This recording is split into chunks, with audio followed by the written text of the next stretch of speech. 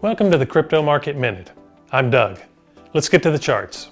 One of the important things when we're looking at charts here is we're trying to make decisions, right? So we're looking at the information that is presented to us to decide either is it time to sell and get out, or should I be looking to buy, or those are the types of things that we're doing here. What's going to happen? We're trying to figure out what's going on next.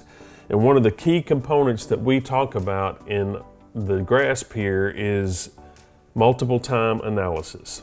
And so let's start here. This is a 4-hour chart, and you can see we've been in this downtrend. We came and we had this big sell-off. Volume picked up here on these 2 or 3 dips here, and then we kind of went back up here. Didn't have much of a bounce, but we basically been going sideways for a week. And then we're just now starting to roll over here, but we still have this support down here at 18,000 here below us. So this gives us one picture, but let's look at it on a daily chart.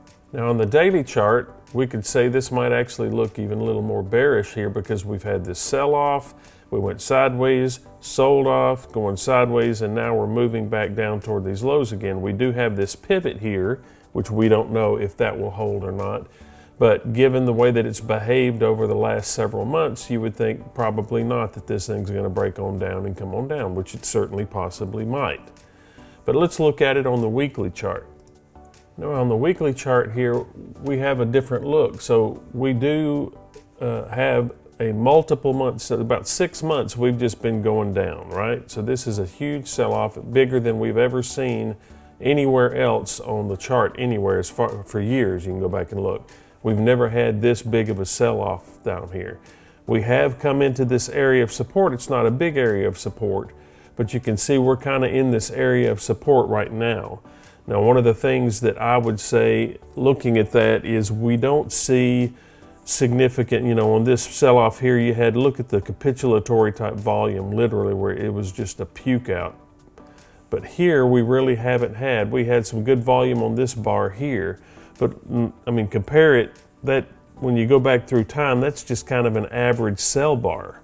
If you look at all these other bars here in volume, that's just an average bar. On this sell-off here, we haven't really had hardly any at all. That's a below average volume bar. So we're down 6 months. We're into a very minor support area here. I could definitely see this thing breaking through this support area, moving down to the 10,000 area. That seems reasonable to me if this doesn't hold. Of course, anything can happen, right? I mean, that's one of the things that we want to, I don't want to be bullish and say, oh, this is going to hold, because it's possible that it doesn't hold. But I don't want to be bearish and say, oh, this thing, there's no way that this is going to hold, because anything can happen, right? So what we want to do is be objective. This does look lower to me right now, just based on the volume and the creation of the candles, but we're a whole lot of weeks down in a row, and we're into a minor support area, so I could also see it holding. So I know that may not be necessarily what you're looking for. A lot of times when people come to technical analysis or they watch technical analysis channels, they're wanting an exact answer. This is going to happen. But that's not what technical analysis does. We are looking at probabilities. So it is possible that we hold here and bounce. It is possible that we pause here and continue further low. It's possible that we could burn right through it.